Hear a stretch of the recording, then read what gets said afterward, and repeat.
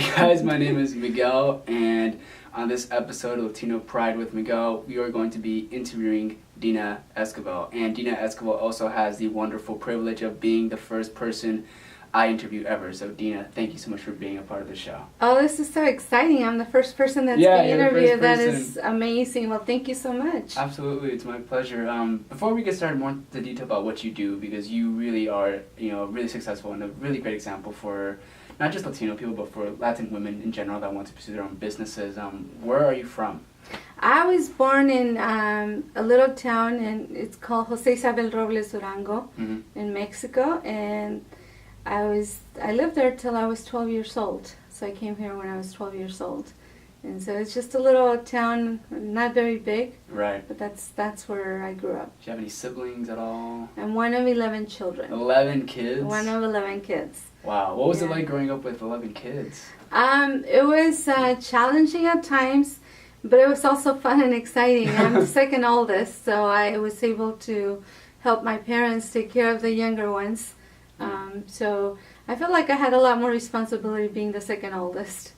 And so you came over to the U.S. when you were 12. Where'd you come to exactly? When I came here, I came to Carson. Carson was the first place that I lived. My parents rented a home there, and we used to live with a lot of people. Right. Because when we came, we had cousins who came with us, and Wow. And so I was the home pretty much that held Yeah. everybody who came, all the relatives and from the same And town. was it hard growing up, with, in a new country with, was it 11 or 12? 12 years old, 12, yeah. yeah. I have to say that it was a little challenging the first year. Right. Because I missed my grandmother a lot. I lived with my grandmother. She was one of the people that I look up to the most. She's the person who pretty much built me. Mm-hmm. So I missed her a lot. So the first year was very challenging. Plus I didn't know how to speak English. Mm-hmm. So I went to 6th grade and I didn't know the language. And so there were kids that helped me through the process, but I had to figure things out pretty quick. How'd you figure it out? Like TV? Did you watch a lot of shows in English? Was it... No, I did a lot of reading. I used to read a lot of books, even though I didn't understand what I was reading or what they were saying in the book. Right. It really helped me a lot because when that was in 6th grade, but when I started junior high, they had ESL classes in junior high school, and they had a lot of kids that needed ESL, so they did a test to see who they were going to put in ESL. But so the test that they did had people read a book, but because I could read, even though I didn't understand a whole lot of it, they didn't put me in an ESL class. So I had to still figure things out on my own. Wow. So you came over to the U.S. when you were 12 with your family. And your family's huge, and this was probably a big challenge for them. In that time, during high school, college, did you go to college by any chance? Did you go to school? I did. Yeah. I started working when I was 14 years old. Wow. Where'd you work? I started working at a laundromat. So Wow. I used to get up super early before I went to school, and I would go check the shirts and tag them and inspect them, and then I also worked at a drugstore in the afternoon. So I had 2 jobs, going to school. When you were 14? I was 14 years old. During high school? Yes. Wow. Yeah. Mm-hmm. And I did that because, I do come from a large family. I have, a lot of brothers and sisters, and so I wanted to help my parents out. They needed the financial help, and so I wanted to help them out. And so... and you always had a good attitude during this whole process, always, and I love that because I think some kids can get upset, I have to do all these 2 jobs to do this, but I felt like you were someone that just really wanted to help your family. I wanted to help, and I wanted to give my brothers and sisters more opportunities, a better life. I wanted them to have things that they didn't have unless, there was another income in the household. So that's what I did, and when I say that, I meant even just clothing without having to go to, we used to go to the nuns, to a convent for clothing. So even things like that, I hated wearing that type of clothing. I wanted them, and I wanted myself to have, clothing that we purchased without, and without someone else giving it to us. So that was kind of a personal thing, but that's kind of what drove me initially, is I wanted to give my brothers and sisters more of an opportunity for them to have better things. Wow, I really respect that. And you taking these two jobs and working, was this throughout your entire time in high school? Pretty much, yeah. I've always, I had two jobs. Even after I graduated high school, I was working still at the drugstore. Then in high school, I went through a training program with Kaiser Permanente, and then they hired me afterwards. I went through a summer youth program as well. Then they hired me to work for them, so I was working with them part-time, and then I was still working at the other drugstore. Then I went and pursued my bachelor's degree. So I got a bachelor's degree in information systems, and so at this time I was working at Kaiser, and then I got into working with another company doing accounting, because I loved accounting. So accounting was my first love in careers, and so I was doing their financial statements, then got my real estate license. So I always had two jobs. Right, and was this happening, how old were you when all this was happening? This was from 19 till, 14 really, if we start off, Right. until 23 years old. Wow. Till I got married, and 23 years old. Yeah, I remember you were telling me that you had a really big job in Kaiser Permanente, right? And you chose to start your own company instead. Can you talk more about that, please? Yes, I was actually a senior sales executive for Kaiser Permanente, and what I did is I used to educate brokers that sold health insurance from San Diego all the way to Bakersfield. Southern California was my region, and I used to educate them about health insurance with Kaiser benefits and all the different programs that they offered. And that was really nice. I did that. That was the last job that I had with Kaiser, and it was a lot of fun. Kaiser paid me very well. Kaiser's a good employer, but at the end of the day, I was still working for somebody else. And I wanted to have my own business. I always wanted to be an entrepreneur. I wanted to be a business owner. And so at this time, though, I was a single mom already. And so it was a little bit more challenging for me to, just quit a job and say, hey, world, here I come. Right. I'm ready to open up a business. But I feel comfortable in the industry that I'm in, that initially I started on a part-time basis, and then 6 months into it, I left my 23 years of career with Kaiser Permanente, and this became my full-time career. So what is your full-time career now? What is this business you own? I'm doing insurance. I'm an insurance broker, so I work with the PHP agency. So I help families become financially independent. And I do look into helping educate the Latino community, because I love my Latino community. We are very hardworking people. We are, yeah. We're entrepreneurs. You can see somebody, as soon as you get off the freeway, you have somebody who's selling flowers. That is so true. You have somebody who's selling oranges, right? Yeah. You have people that do hairstyling. You have people that do real estate. You have people that, we have a lot of people that are self-employed. Yeah. That do concrete, that do all construction, all kinds of different things, right? Sell tamales, Just providing value in yeah. general. Yeah. So we have a lot of people that are entrepreneurial minded. We have a lot of people that do great things. The only thing that people lack in the Latino community, and I think it's still in a lot of community also, is the knowledge of how to save their money. Yeah. People are not knowledgeable in how to prepare for the future.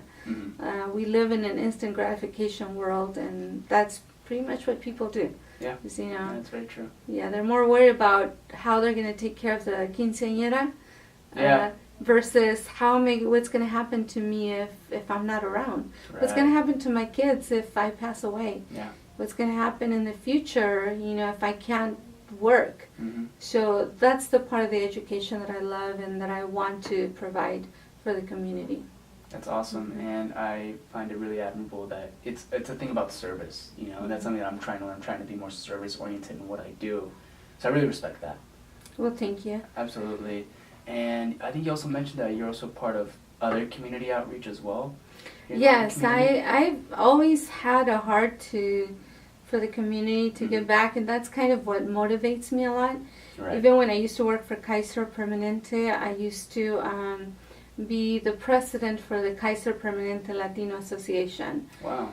So when I worked for Kaiser, and I used to do a lot of outreach and also help, you know, with signage at Kaiser Riverside Medical Center, who they didn't have signage for monolingual members who only spoke Spanish. And what is signage exactly? Just so the like audience knows. just for like when a member goes into a Kaiser Permanente hospital, so if they don't speak English, they can actually look at the signs and see where they're going and be directed. It was all English, so now they have bilingual signage.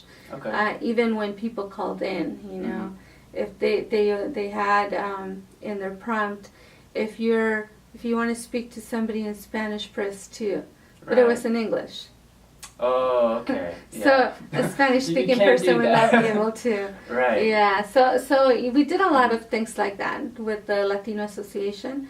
Kaiser Permanente is really to help out the members, and so during that time, the administrator at the Riverside Medical Center asked me and appointed me to be with the Greater Riverside Hispanic Chamber of Commerce. Wow. And even after I left Kaiser Permanente, I stayed with the Greater Riverside Hispanic Chamber of Commerce. I have served 4 terms as the chairwoman, but I've been involved with them for over 15 years now.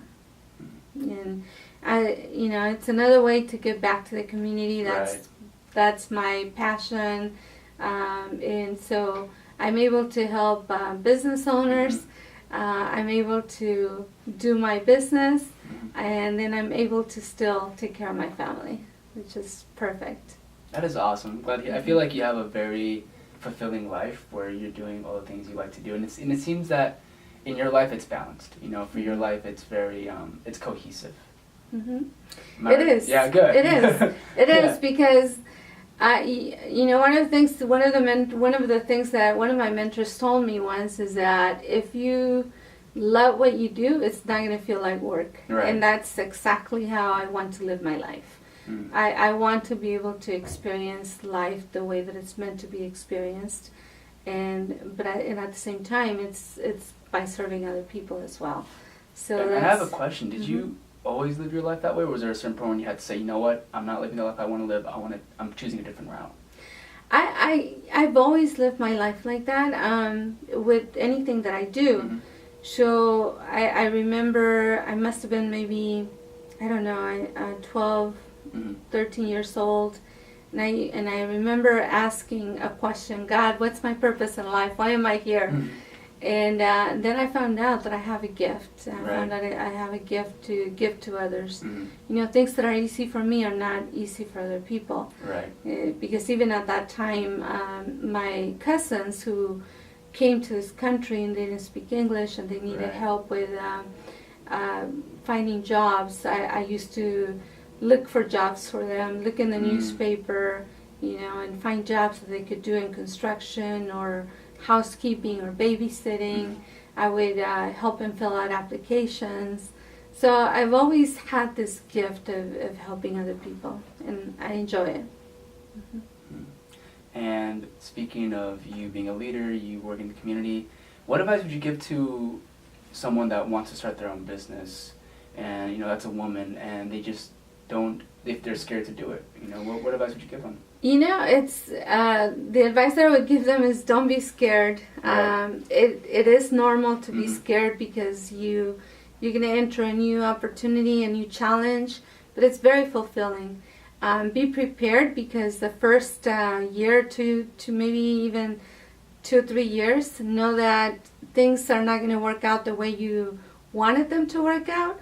That you're going to have to put a lot more heart into it, a lot more sweat into it, a lot more work than you were prepared for it.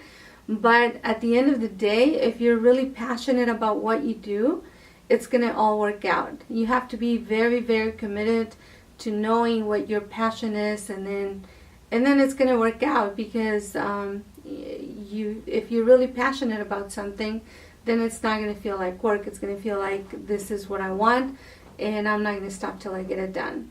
And anybody can do it. Yeah, I can tell you that being a business owner, being an entrepreneur, it's the best thing ever. I mean, I love to have control of my time. Yeah, absolutely. I love to have control of how much I make and the lifestyle that I live. I don't want people to dictate how much money I can make, when I can go to a break, when I can take lunch, when I can take a vacation, whether or not I can call off sick. Right. You know, so I love that freedom, and I love the opportunity that I have to make that happen with my company. And you know what? When I was just looking around your company here, I noticed that you mentioned that you have mentors, so that's a big thing for you, right? You recommend absolutely. people to have mentors. Absolutely. My company, the PHP agency, we our CEO is Patrick David. He is a great mentor. Even with all we have offices in 49 states now. We're a 7-year-old company, so we've grown tremendously. But the leadership and the mentorship that we have is second to none. And it all comes from from the founder. He's an amazing person.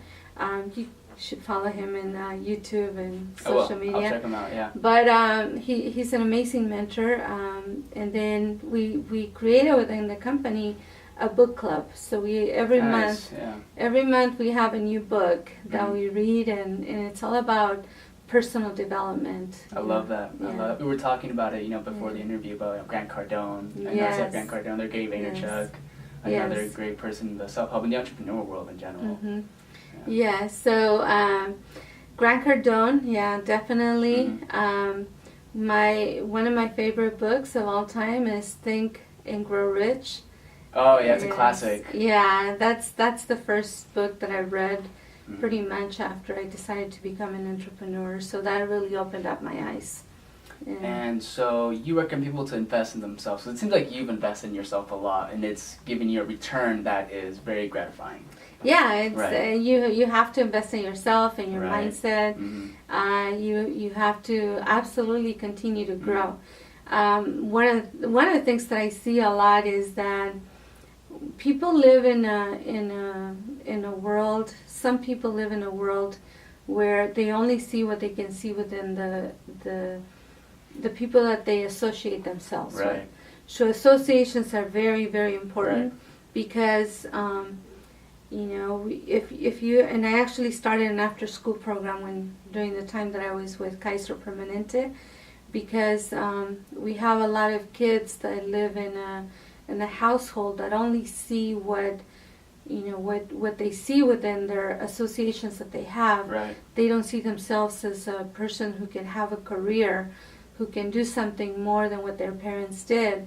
So the after school program was really to help them see that there are people who look like them, who have done a lot, that are very successful, so that they can also pursue those dreams and the challenges. So associations are super important, personal development, mentors, all of that, because there's always going to be somebody that has done better than you, that continues to grow, that you can learn from, and you never stop learning. I love that. I feel like the moment you stop learning is like the moment you kind of, not to sound dramatic, but kind of like die in a way, you know what I'm saying? It's like, and that's very sad, because you're always in a state of learning and growing and expansion. Yeah. There's always, like I said, there's always somebody who's doing better than you. Yeah. There's always somebody that you can learn from. There's always somebody that's going to really expand your knowledge, stretch your vision, and so you have to have different types of mentors too. You gotta have somebody who is a mentor in business. You've gotta have somebody who is a mentor in your spiritual life, and somebody who's a mentor in your family life as well. So you gotta be able to know who to go to. Everybody needs that mentorship. I agree. And so now I'm going to ask you a little bit more funnier questions, more topic questions. But What's your favorite quote? Do you have a quote you live by, or like a certain type of? I do have a quote, and it's the quote is destined. I'm destined for greatness. That's that's kind of like the motto that I live in. I'm destined for greatness. So anytime like I have a challenge, or anytime it's like I think back that I'm destined for greatness. And another quote that I used to resemble with a lot when I started my career is. I've done so much. What was it? I've done so much with nothing that I feel that I can do anything with something like that. I messed it up right now. No worries. It's okay. And what was my other question? Do you have a favorite movie? Favorite movie? Or any favorite movies in general? I just watched The Founder, and that was the founder of McDonald's, and that opened up my mind even more. Right. It stretched my mind even more because of looking at where the people who started the first McDonald's in San Bernardino. Right. Oh, San Bernardino? Yeah, wow, that was the first McDonald's in San Bernardino, and how San Bernardino County, California. Yeah. So just so you guys know, Southern California. Yeah. And for somebody else to come and take over their idea, and then make it what it is today, that was phenomenal. That was is that a like good a story. documentary? It's based on a true story. So okay. So it's a movie, but it's based on a true story. So it is kind of like a documentary. Nice, I gotta watch it. Yeah, and then what are the movies? I'm kind of like a romantic kind of a person. Right. So one of the movies that I watched early on was Beaches with Bette Midler. Oh, I like that movie. movie. Is that a good movie? Yeah, it's kind of like a girl movie. And then Titanic. Titanic is a always, classic. that's always. I cried when I saw that movie. Yeah. Oh yeah. Yeah, me too. It's a very long movie, and even then, even though it's a long movie, I was still glued to the whole story the whole time. So yeah, I still can watch it and be okay. I mean, still enjoy it. Good. Okay, this is my final off-the-topic question. Do you have a favorite food by any chance? I like Mexican food, and outside of Mexican food, it would be Italian food. I love Italian food. Italian food is my favorite after. I have to. Like my mom's food is the best. Right. Like, my mom's food is the best too. Yeah. And then after that, then it would be Italian food. Okay. All right then. Well, that concludes this episode of Latino Pride with Miguel. My guest here, Dina Esquivel. Thank you so much for being part of the show. You're welcome. I'm super excited, and I wish you the best of luck in your project. I know you're gonna do great. Thank you. But this is awesome. Congratulations. Thank you so much. Yeah, please follow us on YouTube, and we'll have some links for you guys to follow us on all the social media, Instagram, Snapchat, all that good stuff. Thank you guys. Have a good one. Bye.